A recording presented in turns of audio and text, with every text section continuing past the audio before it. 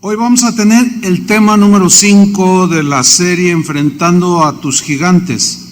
Voy a hablar en este tema sobre una fe gigante para enfrentar gigantes.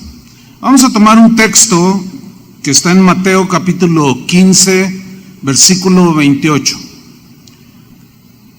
Voy a leerlo, usted me sigue ahí. Dice así la palabra de Dios. Entonces respondiendo Jesús dijo: oh mujer, grande es tu fe, hágase contigo como quieres. Y su hija fue sanada desde aquella hora. El Señor, hermanos, está muy interesado en que nuestra fe, tu fe, la fe de cada uno de nosotros, sea sólida, sea una fe fuerte y estable. El Señor sabe que el camino angosto por el que caminamos está infestado de gigantes que tratarán de devorarnos. Pero ¿cómo vamos a enfrentar a esos gigantes?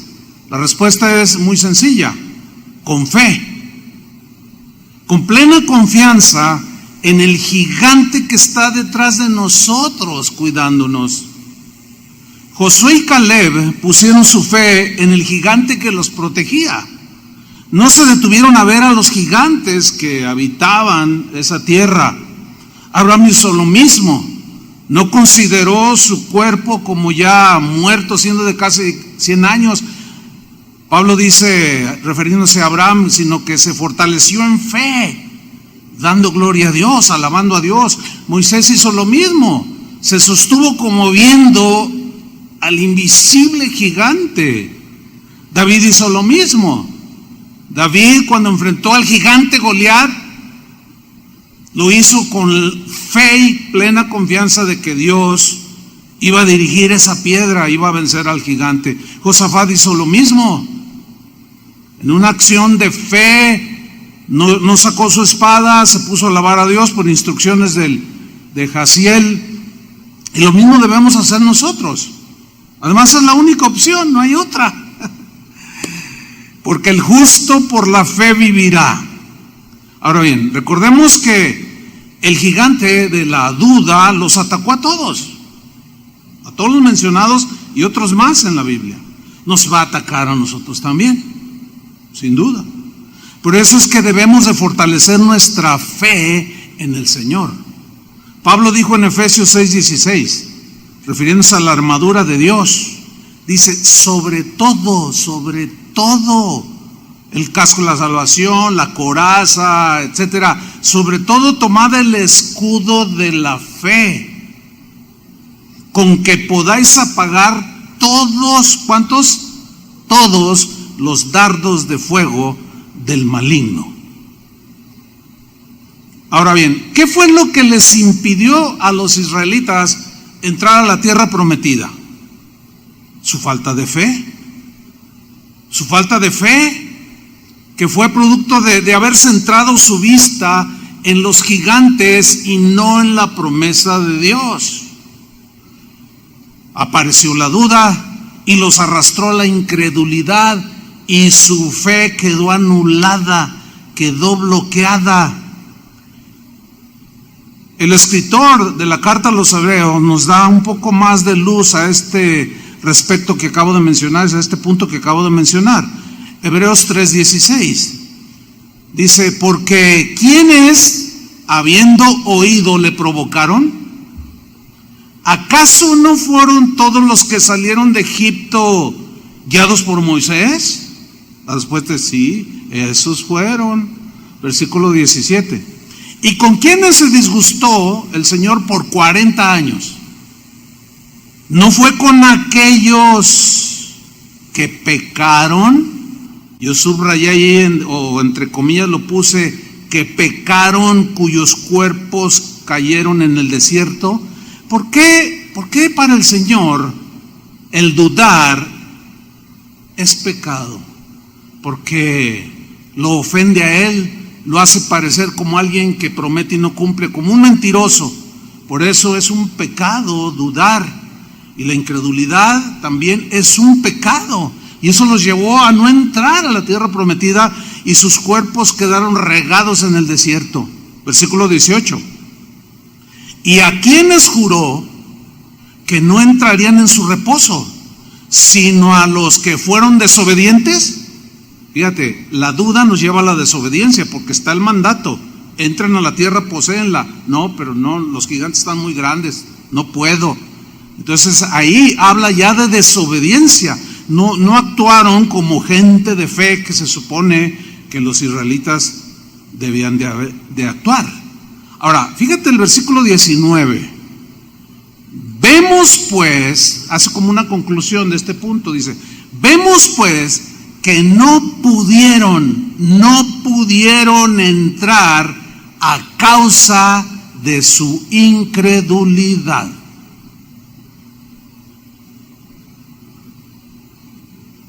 Vemos pues que la incredulidad y la duda fueron gigantes más poderosos que los mismos gigantes. Esos gigantes, quiero decirles, hermanos, siguen vivos. Tarde o temprano tenemos que enfrentarlos, como vimos en la enseñanza pasada. Miren este pasaje muy interesante de cómo Jesús se asombró de la incredulidad de quienes lo conocían desde niño, que cuando Él se revela como el Mesías, dudaron, eran incrédulos. Pero veamos el pasaje. Vamos a Marcos capítulo 6, versículo 1. Salió Jesús de ahí, andaba en Capernaum, y vino a su tierra, y le seguían sus discípulos. Tierra donde Él había nacido, le seguían sus discípulos. Y llegando el día de reposo, comenzó a enseñar en la sinagoga. Y muchos, oyéndole, se admiraban. Y yo puse entre comillas ahí en el texto, se admiraban, porque voy a hacer una mención de lo que significa aquí admirarse. Y se admiraban y decían: ¿de dónde tiene estas cosas? ¿Y qué sabiduría es esta que le es dada? ¿Y estos milagros que por sus manos son hechos? La frase "se admiraban" en el griego se puede traducir literalmente como estar atónito, perplejo. O sea, ellos estaban atónitos, así como boquiabiertos, perplejos. La idea en el texto, en el griego, es haber recibido un choque mental, psicológico, sumamente fuerte. Entonces empezaron a preguntar dudosos, porque lo conocían desde niño, y de pronto se revela como el Mesías, y se quedan atónitos, sorprendidos, y les llega un choque mental tan fuerte que no cuadraba con la fe que ellos tenían en el Mesías que ellos esperaban, y empiezan a preguntar con mucha duda en el versículo 3. ¿No es este el carpintero? Menciona su oficio, así como diciendo: un carpintero de Mesías, así como que no me suena. Carpintero. ¿No es este el carpintero? Fíjese, aquí está que sabían, que lo conocían desde niño. Hijo de María. Lo conocemos, sabemos quién es. Hermano de Jacobo, y dan punto y coma de su conocimiento que tenían de él. Es el hermano de Jacobo, de José, de Judas y de Simón. ¿No están también aquí con nosotras sus hermanas? Y fíjate lo que dice al final del versículo 3: y se escandalizaban de él. Aquí escandalizarse significa se sintieron ofendidos, agraviados, y se escandalizaron. ¿Cómo el hijo del carpintero, por favor? No, ¿cómo es? Él no llena las cualidades del Mesías que nosotros esperamos. y se sintieron agraviados, ofendidos. En la versión Palabra de Dios para Todos, la última frase, se escandalizaban de él, la traduce como: y no podían aceptar a Jesús. No, ¿cómo lo conocemos? Desde chiquillo que jugaba el trompo, las canicas y todo. En la versión Dios habla hoy, al final de este texto, versículo 3, lo traduce como: y no creían en Jesús. ¿No qué? No creían. Ahora seguimos con la historia. Marcos 6:4. Mas Jesús les decía: no hay profeta sin honra, sino en su propia tierra. Hasta se ha hecho un dicho popular, ¿sí? Nadie es profeta en su tierra, pero es un dicho de Jesús. No hay profeta sin honra, sino en su propia tierra y entre sus parientes y en su casa. Esto lo viven todos aquellos que son miembros de alguna familia y son los primeros en convertirse. Obviamente van con la familia y le dicen: fíjate que el Señor me ha transformado, me ha cambiado. Y nadie es profeta en su tierra. Te ven con desprecio. Tú eres un borracho, tú eres bien drogadicto, eres un ladrón, todavía antier me robaste $20 o 500 pesos. Y no te creen. Pues a Jesús tampoco le creyeron. Versículo 5. Fíjate cómo inicia el versículo 5. Las consecuencias de la incredulidad. Y no pudo hacer allí ningún milagro. Ahora, esa frase, y no pudo, no es porque él se le haya anulado su omnipotencia. No, a eso no se refiere. Significa simple y llanamente que Dios no puede obrar donde no hay fe. Así de sencillo. No pudo hacer ningún milagro, porque para hacerlos en favor de la gente, el Señor siempre les demandó fe, siempre, y no hizo allí ningún milagro, salvo que sanó a unos pocos enfermos. Esos pocos enfermos, sin duda, que habían creído en Jesús, poniendo sobre ellos las manos. Versículo 6. Fíjate el versículo 6. Y Jesús estaba asombrado. En griego se puede traducir como pasmado, así como estaba asombrado, pasmado de la incredulidad de ellos. ¿De la qué? De la incredulidad de ellos. Se dio la media vuelta y se fue. Eso les pasa a muchos por la incredulidad. El Señor no es que no quiera y no pueda, es que hacer algo a tu favor. Es que sin fe es imposible agradar a Dios. Porque el que duda, dice Santiago, es como la onda del mar que va y viene y anda por todos lados y no está sólido. Vamos a ver Hebreos 4:1. Hebreos 4:1. Perdón, porque aquí nos dice algo muy importante.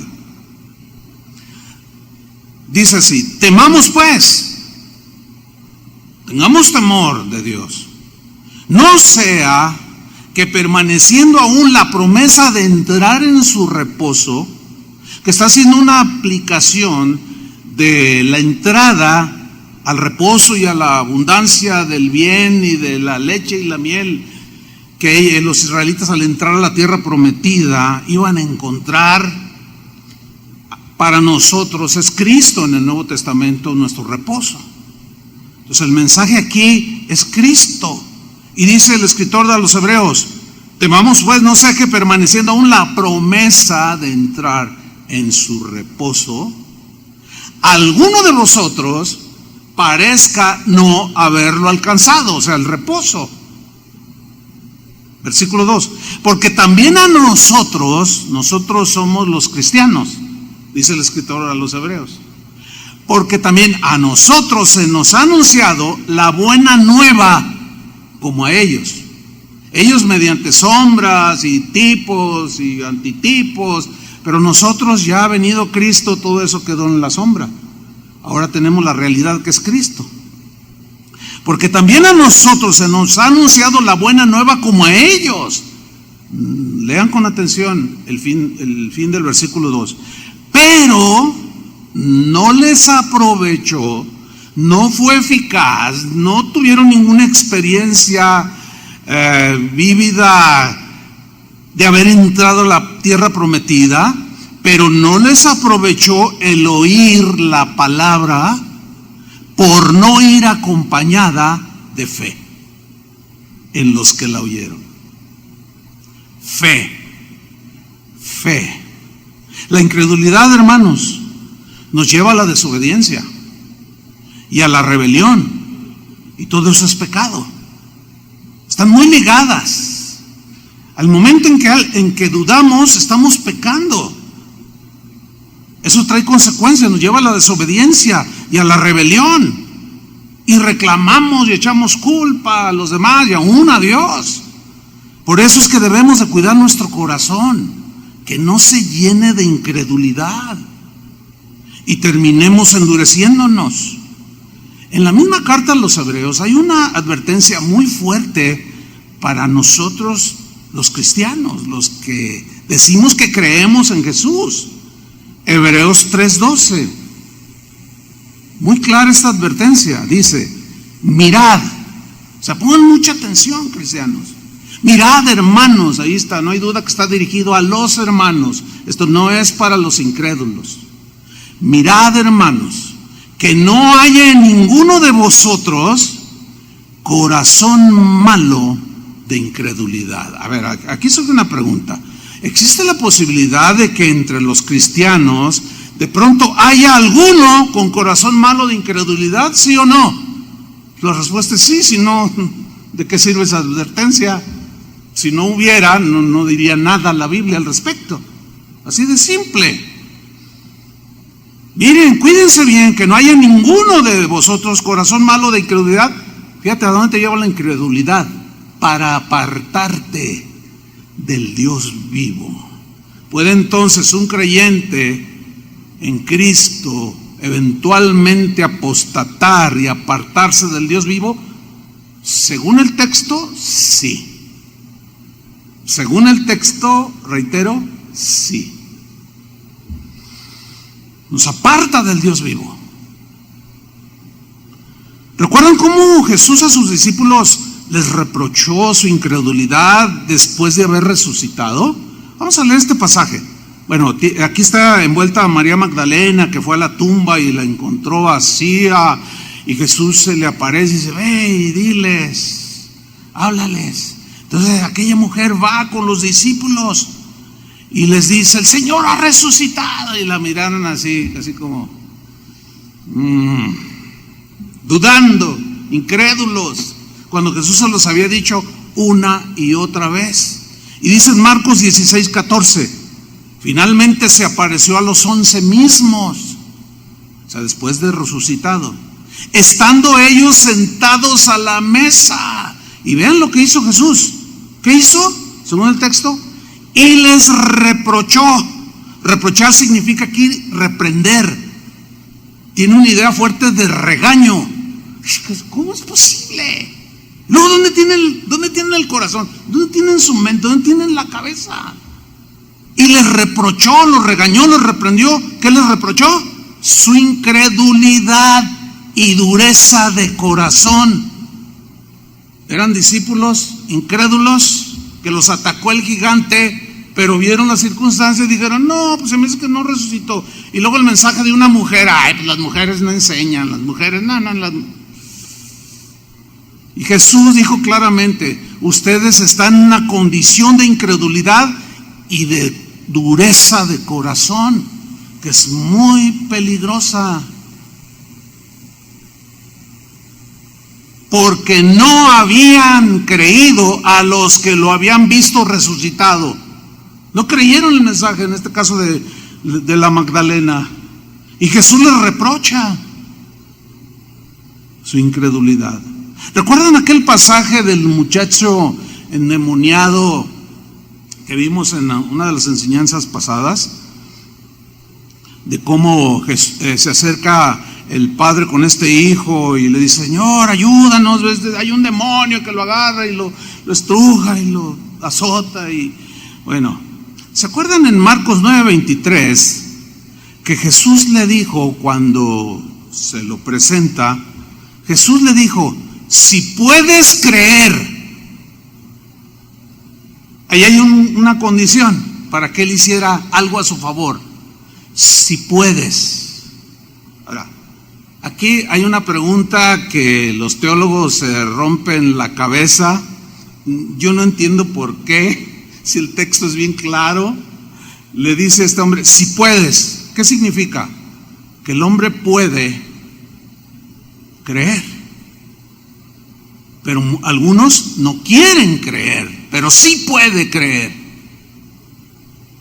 Y aquí le pone una condición, que es creer. Si puedes creer, le dice, al que cree, independientemente de raza, de religión, todo el mundo tiene religión, de estrato social, al que cree, todo le es posible.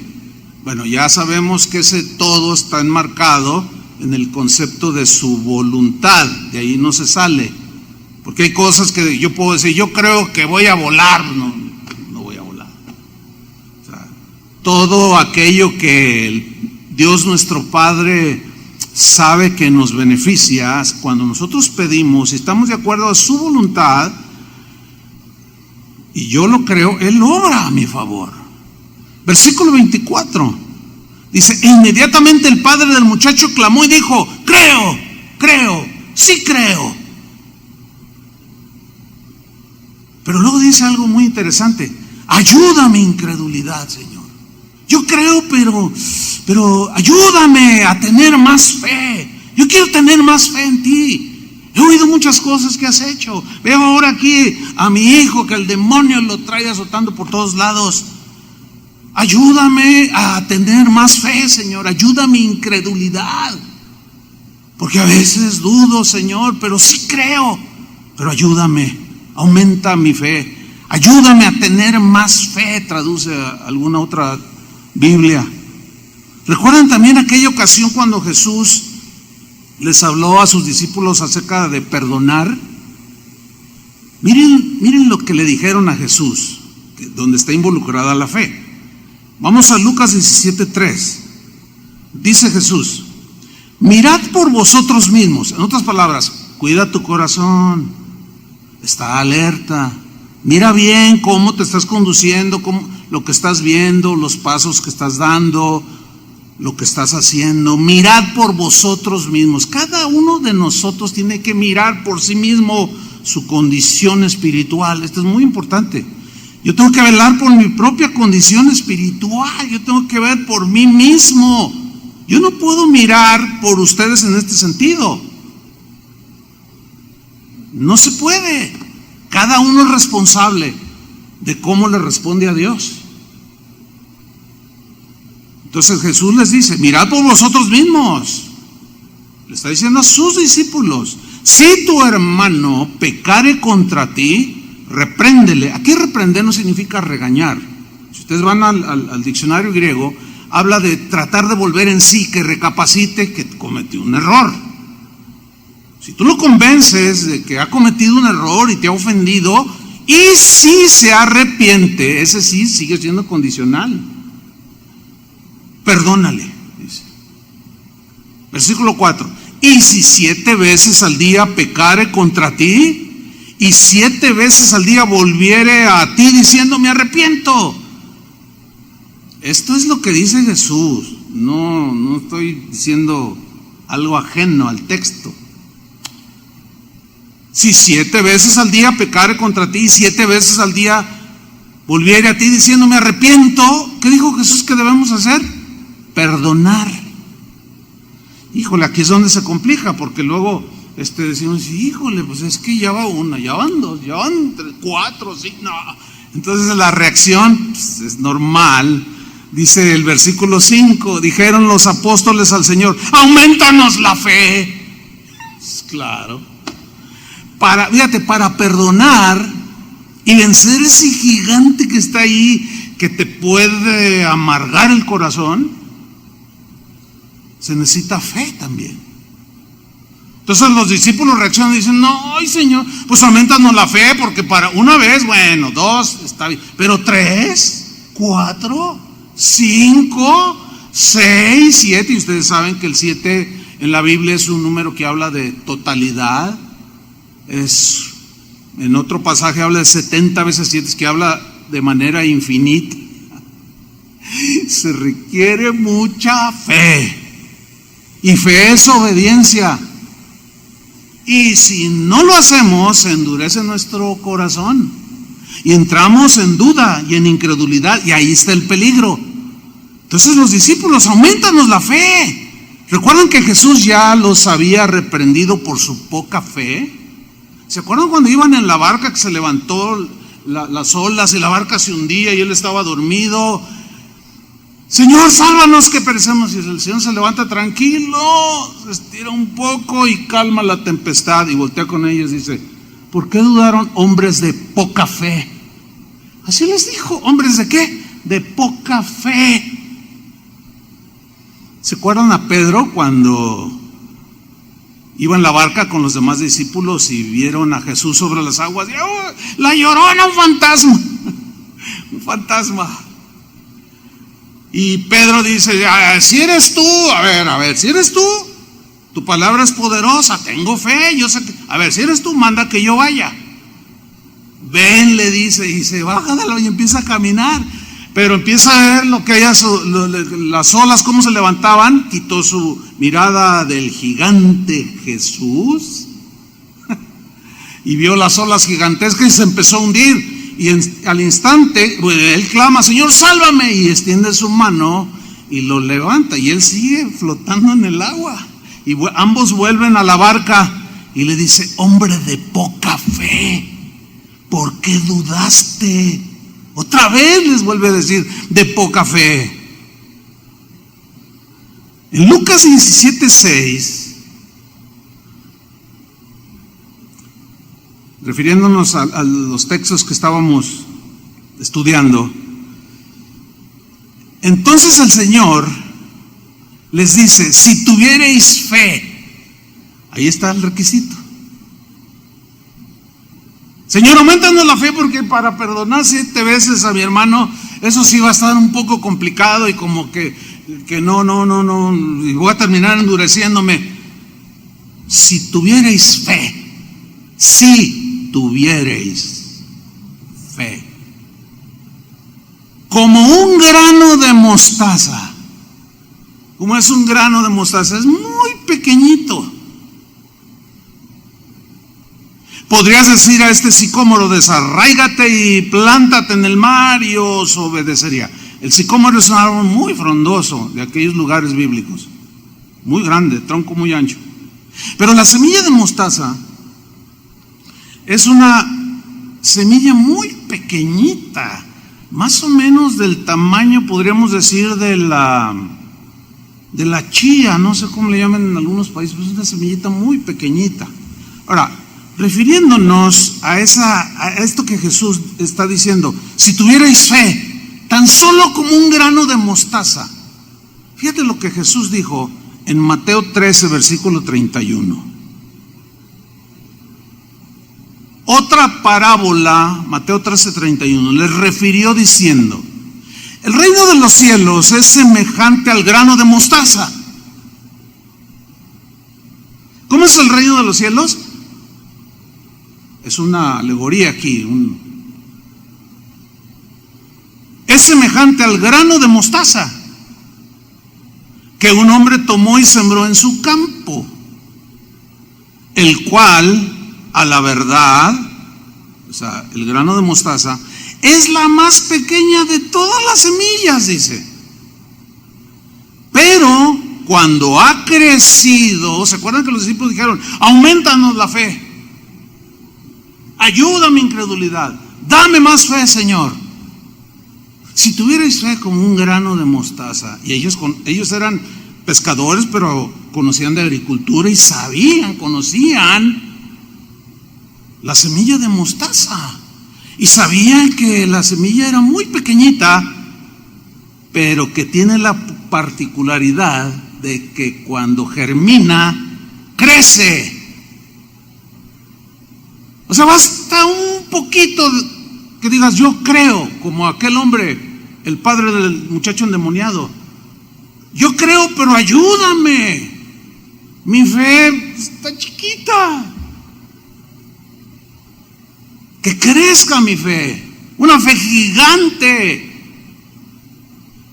Dice el versículo 32, el cual a la verdad es la más pequeña de todas las semillas, pero cuando ha crecido, ¿cuándo ha qué? Crecido, cuando ha aumentado de tamaño.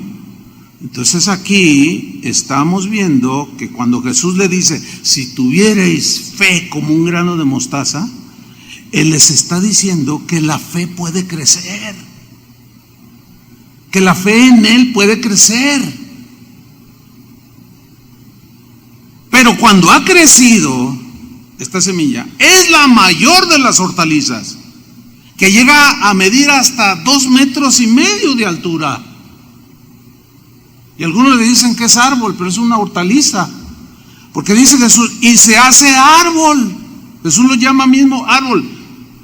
De tal manera, dice, que vienen las aves del cielo y hacen nidos en sus ramas. O sea, esa semilla de mostaza, esa fe pequeña que tú dices tener, y Señor, es que yo tengo poquita fe, es que no puedo creer. Con esa poquita fe puede aumentar. Ya veremos cómo puede crecer y va a ir creciendo nuestra fe. Hacia ahí nos quiere llevar el Señor. Ahora bien, cuando algunos leen Efesios 2:8, dicen lo siguiente: porque por gracia sois salvos por medio de la fe. Y esto no de vosotros, pues es don de Dios. Ahora, aquí hay un problema, yo no entiendo por qué se ha generado un problema teológico de siglos, cuando el texto es muy claro. Cuando algunos leen, porque por gracia sois por medio de la fe, esto no de vosotros, pues es don de Dios, entienden de manera inexplicable que la fe es el don. Pero no, la fe es el medio para obtener el don. El don es un regalo, pero el don es precisamente la salvación, no la fe. Aunque sabemos que toda buena dádiva y don perfecto viene de los cielos, pero don en el sentido de, por ejemplo, los dones del Espíritu Santo, que Él te lo da, te da dones naturales, habilidades naturales para que te ganes la vida, pero también nos da dones espirituales, y esos dones son regalos. Eso es lo que quiere decir don, dorea del griego, un regalo de Dios. Para aclarar un poco este punto, que es muy importante entenderlo, vamos a leer Efesios 2:8 en la versión Palabra de Dios para Todos, donde aquí en esta traducción dice muy claramente que el don es la salvación y no es la fe. Efesios 2:8, Palabra de Dios para Todos. Ustedes fueron salvos gracias a la generosidad de Dios. O sea, esa es la gracia, regalo inmerecido. Y fíjate cómo lo traduce esta versión, que es clarísimo. Ustedes fueron salvos gracias a la generosidad de Dios, porque tuvieron fe.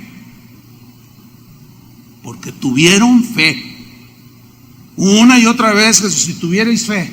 ¿Por qué no tienen fe? Hombres de poca fe. Siempre está demandado. Si fuera un don, ¿por qué les reprocha? Si fuera un don, un regalo así, de que te regalo como el don de hacer milagros o las habilidades, dones que Dios da a los hombres, pues no tendría sentido que los haya reprochado. Pero entonces Pedro le hubiera dicho, pues es que no me das el don, no me das fe. Pues no es un don, como algunos lo entienden cuando leen esto. Retomo como dice la Palabra de Dios para Todos. Ustedes fueron salvos gracias a la generosidad de Dios porque tuvieron fe. No se salvaron a sí mismos. Su salvación fue un regalo de Dios. Ahí está muy claro. El don es la salvación, no la fe. La fe es un medio. Ahora, esto es muy importante entenderlo bien. ¿Por qué? Porque la fe es la respuesta de una persona al escuchar el Evangelio de Jesucristo. Miren, es muy sencillo. ¿Crees? Sí. Así de sencillo. ¿Crees? Sí. ¿Crees que Jesucristo vino a morir por nosotros para llevar en su cuerpo todas nuestras rebeliones y pecados? Sí, creo, lo creo. Pero en otros, ¿crees? No creo. Así de simple. Vayan por todo el mundo y prediquen el Evangelio a todos. El que creyere y fuere bautizado será salvo. El que creyere, esa es la condición. Entonces, si fuera don, les daría a toda la gente don para creer, porque dice la Biblia que Dios no quiere que ninguno perezca, sino que todos procedan al arrepentimiento. Entonces, si fuera un don, pues les daría a todos el don, y ahí caería. Eso no se contempla en la Biblia. La fe es una respuesta al mensaje del Evangelio. Nunca es una imposición, no es un don, es una respuesta que el ser humano da, sí o no creo. Así de simple, sin tanto rollo teológico. Romanos 10, versículo 13, nos confirma lo antes dicho. Romanos 10, 13. Porque todo aquel, significa indistintamente quien sea, todo aquel, cualquiera que sea, que invocare el nombre del Señor, será salvo. Ahora, para invocar el nombre del Señor tiene que haber, y ser salvo tiene que haber previamente algo, y producir algo, y dar una respuesta a algo. Todo aquel que invocar el nombre del Señor será salvo. 14. ¿Cómo pues invocarán a aquel en el cual no han creído? Nadie puede invocar a Jesús si no ha creído en Él. Aquel padre del muchacho endemoniado sin duda que había oído hablar de Jesús. Y sin duda que escuchó, quizás que había sanado el Señor a 2 ciegos y al endemoniado gadareno, y a medida que escuchaba, algo empezó a surgir acá, que la Biblia lo llama fe, creer, poner tu confianza en este caso en Dios. Pero sigamos en el verso 14. ¿Cómo pues invocarán a aquel en el cual no han creído? Creído. Y luego viene otra pregunta retórica. ¿Y cómo creerán? ¿O cómo van a tener fe? ¿Cómo van a responder? ¿Cómo van a creer en aquel de quien no han oído? ¿Y cómo oirán sin haber quien les predique? Ahora, en el mismo Romanos, el mismo capítulo, pero versículo 17, dice lo siguiente: así que la fe es por el oír. O sea, surge fe o rechazo cuando se oye el Evangelio. Se cree o no se cree el mensaje del Evangelio. Así que la fe de la Biblia, la fe que el Señor demanda, viene por el oír el mensaje de Jesús. Y el oír el mensaje de Jesús viene por la palabra de Dios. Por eso en Hebreos dice que aquellos que oyeron la palabra la escucharon sin fe. No la creyeron, no entraron. Solo así se entiende el por qué Jesús les reprochó su falta de fe. Es la respuesta que el cristiano o la persona le da al mandamiento de Dios, a la instrucción del Señor, a la advertencia del Señor, a creer en Él y en su palabra. Fíjate, Romanos 10:17, en la versión del lenguaje sencillo, nos los traduce de esta manera. Así que las personas llegan a confiar en Dios, esa es la definición de fe, poner tu confianza en Dios de manera plena. Así que las personas llegan a confiar en Dios cuando oyen el mensaje acerca de Jesucristo. Está claro, ¿no? Yo no sé por qué yo veo que se agarran en internet. Se dan unos agarres entre cristianos que discuten por algo tan sencillo y claro. ¿Se acuerdan de aquellos dos ciegos que se acercaron una vez a Jesús? Mateo 9:27. Miren, vamos a leerlo. Está tremendo, dice. Pasando Jesús de allí, le siguieron dos ciegos. ¿Cómo lo siguen? Pues no veían, pero seguían a la multitud y con su bastón, qué sé yo, pero lo empezaron a seguir, no en el sentido de que ya eran sus discípulos como los que estaban con él, no, sino que algo habían oído de él, algo iban a pedirle a él. Le siguieron entonces dos ciegos, dando voces y diciendo: ten misericordia de nosotros, hijo de David. Fíjate, ellos están clamando algo que Dios es misericordioso. Le están llamando a Jesús misericordioso, el Dios de toda misericordia. ¿Por qué? ¿Qué acaso ellos escucharon en las sinagogas, cuando escuchaban las enseñanzas y hablaban del Mesías y cómo lo describe la Biblia? ¿Qué acaso ellos lo que habían oído de Jesús no se lo estaban aplicando a él? Yo pienso que sí, porque le llaman hijo de David y ese es un título mesiánico 100% aplicado a Jesús. Y llegando a la casa, vinieron a él los ciegos y Jesús les dijo, fíjate lo primero que les dijo: ¿creéis que puedo hacer esto? No les digo otra cosa. ¿Tienen fe que yo pueda hacer esto? Que tenga misericordia de ustedes y los haga ver. ¿Creen que puedo hacer esto? Ellos dijeron, sí. O sea, un sí rotundo.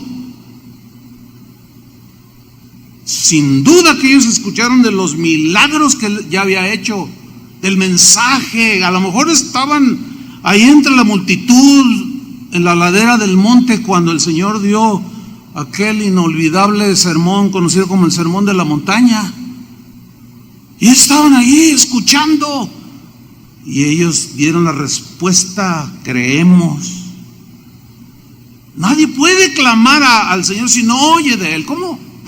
Posible. Por eso hay que predicar a Jesús. Por eso hay que predicar la palabra, que es la palabra que es como esa espada que penetra hasta lo más profundo del ser humano. Sí, Señor. Versículo 29. Entonces les tocó los ojos diciendo, fíjate lo que les dijo, sin tanto rollo teológico: conforme a vuestra fe os sea hecho. Sin tanto rollo, sin tanto pleito. ¿Crees? Sí creo. ¿Crees? No, yo no creo. Bueno, pues cada quien. La fe no es un don, es la respuesta que el ser humano le da en respuesta al mensaje que está oyendo y a la misma persona de Jesús. Conforme a vuestra es tu fe, que nació ciertamente de haber oído el Evangelio, y ya la responsabilidad de cada ser humano si cree o no cree. Por eso cuando compartimos el Evangelio y nos encontramos con gente, aún hasta ateo, no, yo no creo. Bueno, está bien, no puedes forzarlo a creer. Pues esa es la respuesta que la persona le está dando. Pero aún así hay que ser pacientes, porque Y más cuando son los de tu propia casa. Jesús mismo lo dijo, no hay profeta en su tierra. Yo tardé esperando años para que mis primeros familiares se convirtieran. Pues me miraban y me decían, ay, pues te conocemos. Conforme a vuestra fe os sea hecho. Vamos a ver otra historia que nos comprueba todo esto que estamos diciendo. Mateo capítulo 15, versículo 21. Mateo 15, 21. Dice así: saliendo Jesús de allí, se fue a la región de Tiro y de Sidón, que era Fenicia allí en ese momento, en ese tiempo. De pronto dice el versículo 22, he aquí una mujer cananea. O sea, no era parte del pueblo judío, era una gentil, una pagana, idólatra, una mujer que adoraba ídolos y dioses extraños. Esta mujer cananea o sirofenicia dice que había salido de aquella región, clamaba. Yo lo tengo ahí entre comillas porque quiero hacer una anotación acerca de este clamor de esta mujer. ¿Qué clamaba esta mujer? Empezó a decirle, Señor, Señor. Para empezar, le dice Señor. En el griego es Kyrios, que significa el Señor, el que señorea. Ya nada más con decirle Kyrios, algo había pasado en esta pagana que adoraba otros ídolos. Ella estaba clamando, sin duda, por una razón que vamos a ver más adelantito. Clamaba diciendo, Señor, Hijo de David. Utiliza este título que es mesiánico, 100%. ¿De dónde lo sacó? Pues ni a la sinagoga iba. Y luego en aquellos tiempos a las mujeres ni las dejaban entrar así a primera, las tenían por allá. Como hoy algunos a la mujer la tienen por allá. Nosotros las tenemos cerquitas, como Jesús lo hizo. Señor, Hijo de David, ten misericordia de mí. Ahora, acuérdense que los discípulos están allí alrededor, va con ellos. Yo me imagino así, pienso que así la escena más o menos, así como mirándole, esta es una pagana, es una filistea, es una cananea. Este es hija de los pueblos, esos idólatras, inmorales, despreciados por nosotros, el pueblo de Dios. Pero ella empieza a clamar, ten misericordia de mí. Mi hija es gravemente atormentada por un demonio. Otra vez un demonio.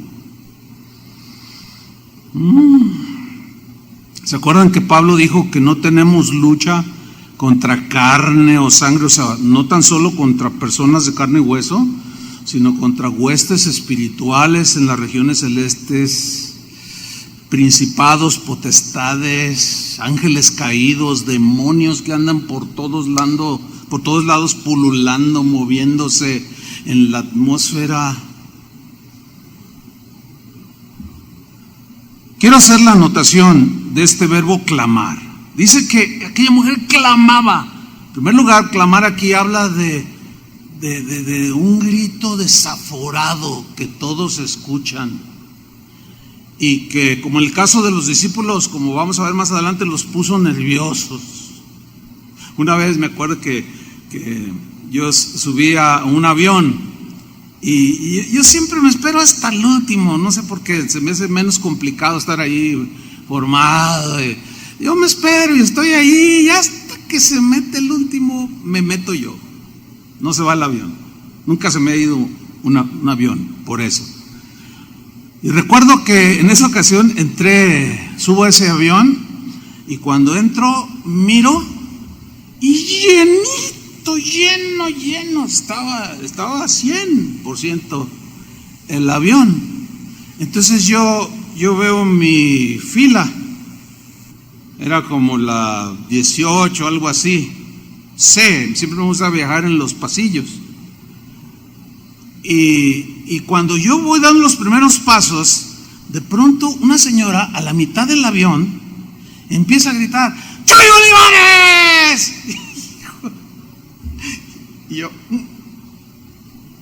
Y lo, Chuy Olivares, que predica el evangelio, gloria a Dios, hermano, qué bendición, que vayamos juntos en este avión. Y toda la gente, y me miraba Chuy Olivares.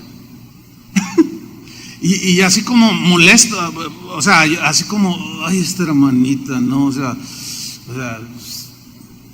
como que se pasó.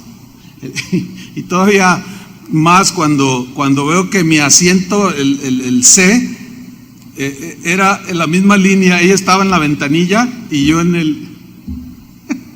el pasillo. Entonces ya llego y, hermano, pastor, quiero contarle un testimonio, pero con unos gritos que incomodan, porque pues como que no es propio. Pero aquella mujer estaba me contó un testimonio, por cierto, impactante, ciertamente. Ahí le dijimos al que estaba en medio: oiga, no podemos cambiar. Y sí, él se fue a la ventanilla y me contó. Usted, no les voy a contar el testimonio, pero sí era una cosa tremenda. Y ella estaba agradecida porque decía que Dios había usado para eso que había hecho el Señor en su vida una enseñanza que yo di. Pero sí hace sentir incómodo. Entonces los discípulos, al rato vamos a leerlo, estaban incómodos, así como que, ay, esta mujer. Pero ella clamaba: Señor, mi hija está gravemente atormentada por un demonio. Nadie, hermanos, absolutamente nadie clama a Jesús si no ha oído de Jesús. ¿Sí o no? Según hasta donde hemos estudiado hasta ahorita. Entonces una mujer pagana, fíjense cómo trascendió el evangelio para allá. ¿Quién lo llevó? ¿Quién sabe? Pero ella escuchó, sin duda, lo que Jesús enseñaba, lo que él hablaba, lo que él hacía, etcétera. Sin duda que clamó a Jesús porque llegó a oír lo que enseñaba, lo que decía, porque la fe viene por el oír la palabra de Dios. Pero sigamos. Mateo 15:23. Miren esto. Pero Jesús no le respondió palabra. Ay, hermanos, cuando Dios guarda silencio. ¿Te imaginas? Clama y el Señor la ve y no dice nada. Qué tremendo. Parece como una grosería, ¿no? Así como que, ay, hermanos, cuando Dios guarda silencio. Qué difícil es cuando vemos que Dios se tarda en respondernos. Qué difícil es. Pero hermanos, el silencio de Dios no debemos de interpretarlo como que Dios no quiere oírnos, no, ni que tampoco quiere responder nuestro clamor, no, sino simplemente debemos entenderlo como que Él está probando nuestra fe. Lo vamos a ver más al rato. Él mismo enseñó acerca de una viuda que clamaba justicia y clamaba justicia y clamaba y clamaba y clamaba hasta que fue oída por el juez.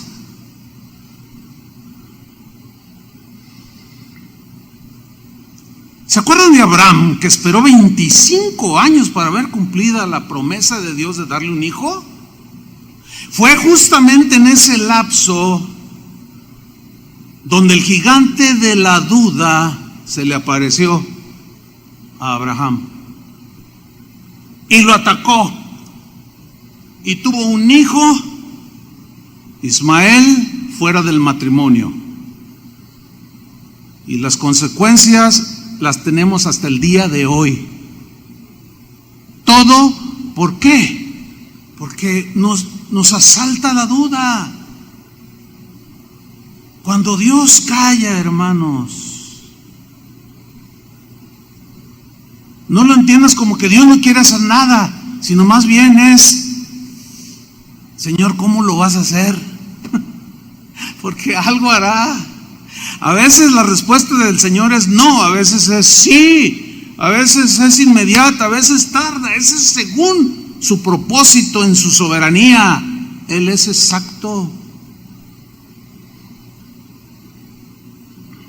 ¿Recuerdan cuando le avisaron a Jesús que su amigo Lázaro, a quien tanto él amaba, estaba enfermo de gravedad? Bueno, ahí en Juan capítulo 11, Juan 11:6, ahí nos dice, cuando oyó pues que estaba enfermo de gravedad, Lázaro, su amigo, a quien él amaba, miren lo que hizo, se quedó 2 días más en el lugar donde estaba. Cualquiera de nosotros lo hubiera interpretado como, pues no, que tanto lo amaba, hipócrita. No, inmediatamente uno tiene que estar allí. Pues quizás en el caso de nosotros sí, pero en el caso del Señor, que todo lo sabe, pues Él todavía 2 días esperó. Y luego dice, vamos. Dice, no, ya para qué, ya se murió. Dice, no, dice Jesús, Lázaro no ha muerto, está dormido. Y Pedro le dice, pues si está dormido, pues vamos y lo despertamos. Y lo ve el Señor y dice, ay, Pedro, ya se murió. Lo que hizo Jesús es utilizar un eufemismo, que en la Biblia el dormir es un eufemismo, una expresión que significa en los términos bíblicos se murió. Y cuando llega delante de sus 2 hermanos, si hubieses estado aquí, bueno, no estuve allá, y a lo mejor no sé, cualquiera de nosotros le hubiera reclamado, pues no, que tanto lo amabas, 2 días te tardaste. Cuando Dios se tarda en contestar. Ay, hermanos, todas estas lecciones deben de producir fe. Este es el punto aquí. El Señor no pierde control de ninguna situación. Ahora, ¿por qué hacía esto Jesús? ¿Por qué esa mujer clama y la mira y no le contesta nada y sigue caminando? ¿Por qué hace eso con Lázaro y sus hermanas? ¿Por qué hizo eso con Abraham? ¿Saben por qué? Para probar la fe, para probar su fe. Y sin duda hará cosas iguales o muy semejantes con nosotros, para probar nuestra fe. ¿Para qué Dios prueba nuestra fe? Dios sabe que nuestra fe tiene que ser probada para purificarla, para fortalecerla y aumentarla, crecerla. Llegó el tiempo en la vida de los discípulos de Jesús, en el caso de Pedro, en que aquel hombre de poca fe, que había dudado y que había estado con los otros discípulos cuando dijo, Señor, aumentanos la fe, no podemos con esta fe chirris pequeñita que tenemos. Llegó el tiempo en que Pedro, aquel hombre de poca fe y que había dicho, aumentanos la fe, entendió que Dios tiene que probar la fe. Y él lo dejó plasmado en su primera carta, en el capítulo 1, versículo 5. Esto lo escribió, créanmelo, yo no tengo duda de que en su mente estaban los episodios que él pasó con Jesús, cuando le reprochó su falta de fe, cuando dudó, cuando dijeron, aumentanos la fe, si tuvieras fe como un grano de mostaza. Y ellos estaban entendiendo la lección. Es que el grano de mostaza está chiquito, pero crece. Entonces mi fe puede crecer. Exactamente. Y aquí Él nos dice cómo trabaja este crecimiento de la fe, cómo es purificada y fortalecida. 1 Pedro 1:5. Que sois guardados, o sea, los cristianos, por el poder de Dios. Ahora, para fin de poder yo estar seguro que soy guardado por el poder de Dios, no tengo que dudar de su omnipotencia. ¿Me explico? Él es todopoderoso. Y en mi corazón tiene que haber una convicción de que Dios me guarda. Y aún lo que Él permitiera que sucediera, también ya sabemos que a los que amamos a Dios todas las cosas nos ayudan para bien, para aumentar nuestra fe en este caso. Y aunque se tarde el Señor, que sois guardados por el poder de Dios, otra vez, mediante la fe. Así como por gracia somos salvos por medio de la fe, mediante la fe. De igual manera, mediante la fe, yo tengo que estar seguro que Él me guarda con su poder inigualable, con su omnipotencia, que si yo estoy en el hueco de su mano, nada ni nadie me puede tocar. Y si permite alguna situación, es porque Él estará probando mi fe, y yo y tú tenemos que darle una buena respuesta. A lo mejor estamos en el nivel de los discípulos en sus inicios.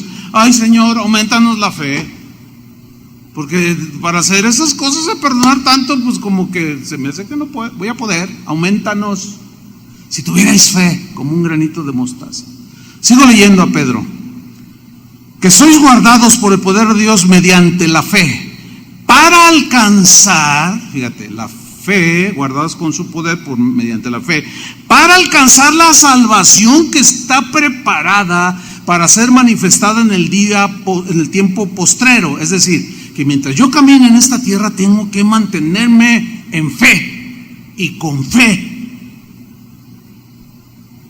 El que persevere hasta el fin, este será salvo. Entonces tengo que perseverar. Se va a aparecer el gigante de la duda, como dice el canto que compuso Chuy García compuso ese canto. Y que cuando venga el gigante de la duda se va a aparecer, y la incredulidad y otros que andan por ahí en la tierra.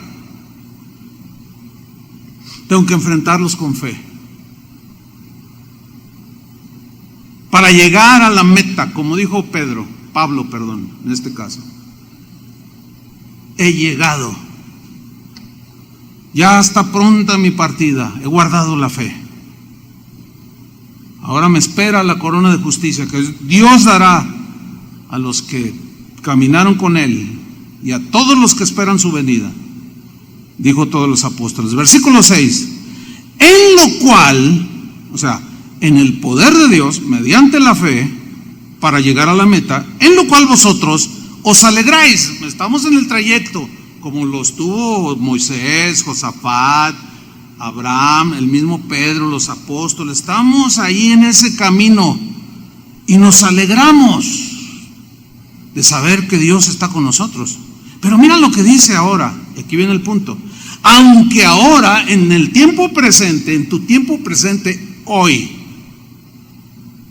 o puede ser mañana, aunque ahora, por un poco de tiempo se refiere a lo corto de nuestra vida.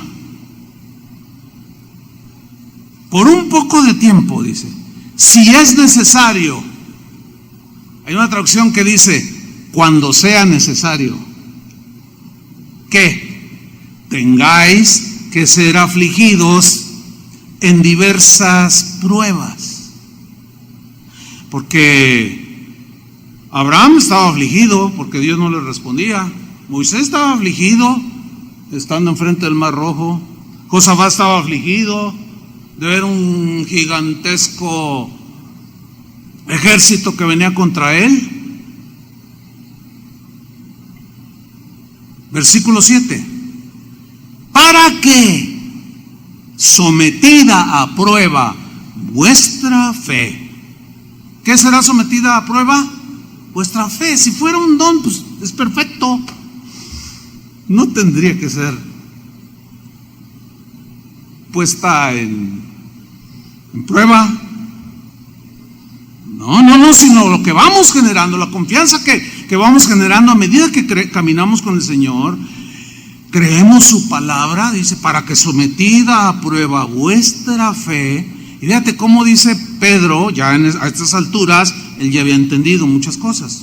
Su fe ya había aumentado, ya había crecido, ya sabía que las pruebas, las pruebas que vivió, él ya en ese momento sabía que Jesús las había permitido para aumentarle la fe. Esa fe, dice, mucho más preciosa que el oro.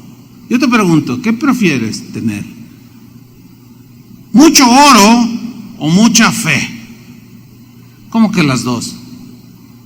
¿Alguien dijo los dos? Bueno, el problema con eso es que a veces hay quien tiene los dos. Yo conozco gente que tiene los dos, pero también compartiendo con este tipo de cristianos me han dicho, a veces tengo una lucha bien fuerte de no depender del Señor porque tengo dinero. Pero a fin de cuentas, pues, como el porcentaje de ricos en el mundo, pues en comparación con pues, es muy poco, ¿no? Entonces, bueno, ¿qué prefieres? ¿Tener mucho oro, mucho dinero o mucha fe? Díganlo los tres que están aquí, porque los de la televisión pues no los oigo. Pues fe, para que sometida a prueba vuestra fe, mucho más preciosa que el oro. Ahora con todo el asunto de la pandemia han muerto ricos que darían todo el oro que tienen, pero no tenían fe. Y muchos han sido salvados por su fe, porque tienen fe, y otros porque ya el Señor había determinado que allí terminaran. Para que sometida a prueba vuestra fe, mucho más preciosa que el oro, el cual, oro, aunque perece, se prueba con fuego. Aquí prueba significa se purifica en el crisol, con fuego, lumbre, fuego. Sea hallada tu fe en alabanza. O sea, pura, aumentada en abundancia.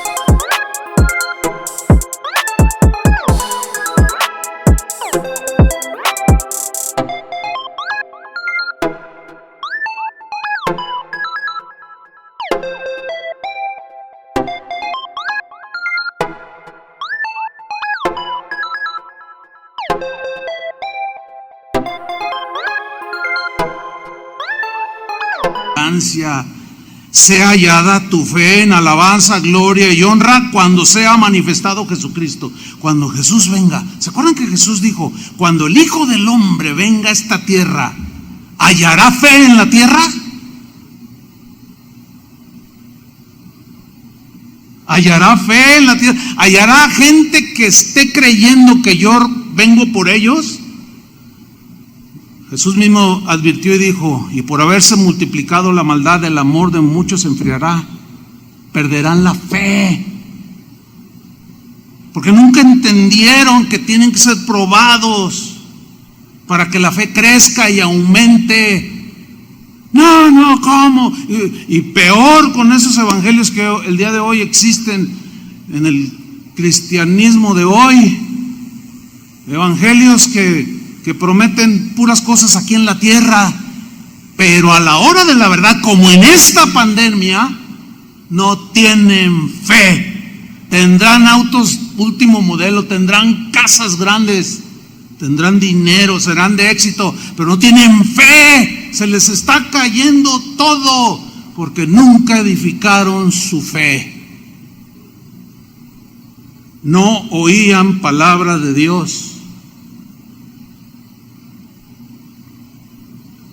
Pero volvamos con la mujer cananea, esa mujer pagana, que clamaba por su hija endemoniada. Y yo creo que clamaba ella como endemoniada, diría alguno por ahí. Y Jesús no le respondía nada, ahí nos quedamos. Vamos a 15:23. Entonces, acercándose sus discípulos, le rogaron. Mira lo que le rogaron, diciendo: despídela, dile que se vaya, pues da voces tras nosotros. Qué mala onda de los discípulos. Como yo cuando entré al avión dije: qué mala onda. Pero yo desconocía lo que esa mujer que estaba gritando, el Señor había hecho, y quería contármelo, y coincidimos en que yo subo, y ya cuando estábamos ahí que me cuenta su testimonio. Realmente, hermanos, yo después me sentí un poco mal porque dije: ay, ya cállenla, alguien que la calle ya. Pero cuando escucho digo: no, pues a lo mejor yo hubiera hecho lo mismo, no lo sé. Pero esta mujer gritaba y gritaba, y los discípulos llegan a una conclusión de que Jesús no quería hacer nada porque ella era, en primer lugar, una mujer, y allá en aquellos tiempos siempre la mujer la tuvieron que ser a la izquierda, aunque eso como que ha prevalecido el día de hoy. Y además era una mujer pagana. Y no, imagínense a Pedro y a Juan hablando entre ellos. Ya ves, ni caso le hizo, ni apenas la volteó a mirar así de reojo, y no le dijo nada. Entonces, pues el Señor a los pecadores no los oye, los odia, aborrece a los pecadores. Así es que, Señor, y le rogaban, fíjate, Señor, por favor, chíspala de aquí. Dicen aquí en México, ¿no? Córrela, que se vaya, Señor. Y miren la respuesta de Jesús. Él respondiendo dijo: no soy enviado sino a las ovejas perdidas de la casa de Israel. O sea, todos están un montón de incrédulos. Y la señora oyendo: y, no, pues yo no soy de Israel. Pero también había dicho, Juan lo registra, hay otras ovejas que no son de este redil, refiriéndose a Israel, y también vengo por esas. Y como que a lo mejor recordó, o a lo mejor escuchó que Jesús había dicho eso, y no le importó a la mujer y se mantuvo allí. Versículo 25. Entonces ella vino y se postró ante él. Ven cómo algo tan fuerte estaba en su corazón, producto de lo que había oído, y le dijo: Señor, socórreme. Y todavía Jesús en el 26 respondiendo, él dijo: no está bien. Yo me imagino a la mujer, porque dice que esta mujer llegó y se postró. Yo me la imagino así, a los pies de Jesús, y agarrándose de su túnica, y diciéndole a Jesús: no está bien tomar el pan de los hijos, o sea, de todos este montón de incrédulos de poca fe. No está bien darles el pan de los hijos y echarlo a los perrillos. Fíjese, los israelitas, a los cananeos, a los samaritanos, a todos los que no eran judíos, de manera despreciativa les decían perros. Pero Jesús utiliza una palabra que se traduce aquí perrillos, pero Mateo registró en el griego una palabra que habla de un perro, pero que es como una mascota que tienes ahí contigo, que está pues domesticado. Una mascota que tú aprecias, que tú quieres, que tú la abrazas y estás comiendo, y a veces, ¿cuántas veces no se ha visto esto? Yo tengo una mascota, el Chícharo, no está muy chiquito, pero yo he visto a gente que tiene perritos chiquitos y están ahí comiendo, y luego y el perrito. Y Jesús utiliza esta palabra perrillos, no de manera despreciativa como los discípulos. Bueno, le iba a decir, pero suena muy fuerte. Despide a esta. Ustedes ya imagínense, ¿no? Jesús, no te puedo dar del pan de los hijos, le corresponde a los hijos, y no puedo echarlos a los perritos domesticados, aunque andes aquí rondando, mujer. Fíjate el versículo 27. Y ella dijo: sí, o sea, admitió, soy así. Y los israelitas siempre me han dicho así, nos han dicho así: sí, Señor, dice, pero yo soy como un perrito domesticado y quiero estar junto a ti. Pero a unos perrillos, dice, comen de las migajas que caen de la mesa de sus amos. Miren, hermanos, por favor, vean el versículo 28. Entonces respondiendo Jesús dijo: oh mujer, ¿qué le dijo? Grande es tu fe. ¿Saben que la palabra que utilizó Mateo, que se traduce por grande, es la palabra griega mega, que significa enorme, grandísima, yo diría gigantesca? ¿Qué? Fe. ¿De dónde desarrolló una fe tan gigantesca esta mujer? Probablemente a esas alturas Jesús tenía probablemente 2 años predicando, en 2 años escuchando y viendo a su hija, hasta que finalmente dijo: voy a ir con él, porque creo. Oh mujer, le dice, grande, grandísima, gigantesca es tu fe, hágase contigo como quieres. Y su hija fue sanada desde aquella hora. ¡Qué gacho al hígado a los discípulos! A los de poca fe que todavía, y eran el pueblo de Dios. Es increíble ver en nuestros días gente que está metida en las iglesias, que yo tengo 20 años y no tienen fe. Y ahí andan, el Señor ya no hace milagros. No, yo no creo en eso. Qué gancho al hígado cuando gente que ni fu ni fa, como decimos acá, llegan como esta cananea. Algo escucharon, alguien les habló, llegan con una fe. Nunca se me olvida de 2 señoras, madre e hija, de esto hace mucho, que llegaron conmigo y dijeron: oiga, ¿usted es el pastor de aquí? Y yo les digo: sí. Y dice: es que fíjese que tenemos una grande necesidad y alguien nos habló del Señor, nos dijeron que viniéramos aquí. Y dije: ¿cuál es su necesidad? Todavía no empezaba la reunión. Y dice: es que mire, mi hija y yo tenemos SIDA. Esto fue en 1985. Dice: tanto yo, dice esta mujer, como mi hija tenemos SIDA. Dice: y además de SIDA, yo tengo diabetes. Dice: nos contagiamos de SIDA por una transfusión. Además tengo diabetes y tengo hipertensión. Tengo problemas del corazón. Y yo las miré a las 2 y les dije: ¿ustedes creen que Dios puede hacer algo? La señora me respondió: sí, yo creo. La hija dijo: bueno, sí, pues Él es Dios. Bueno, yo me acuerdo que les dije: conforme a su fe sea. Yo oré con mucha solemnidad y seriedad. La hija murió. La mamá se sanó de SIDA, de hipertensión y de diabetes. Todavía vive la señora. Lo último que supe de ella, ya es anciana, se fue a vivir a los Estados Unidos. Pero yo recordé ese episodio. Bueno, pues vamos a creer.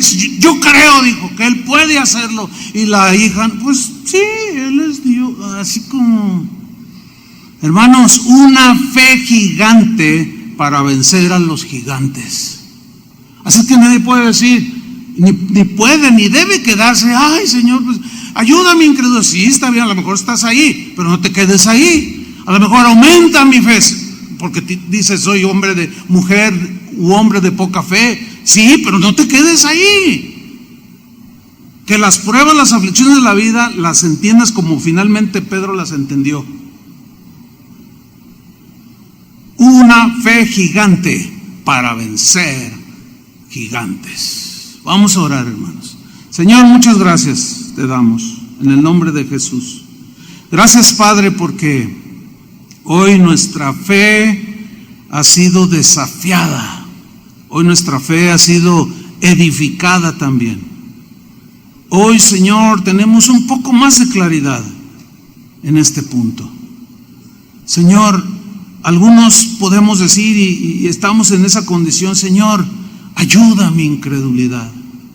Otros quizás: Señor, aumentanos la fe. Pero si tú tienes poquita fe, que tú decidas creer como un granito de mostaza, que esté ahí en tu corazón, ¿cómo puedes alimentar ese granito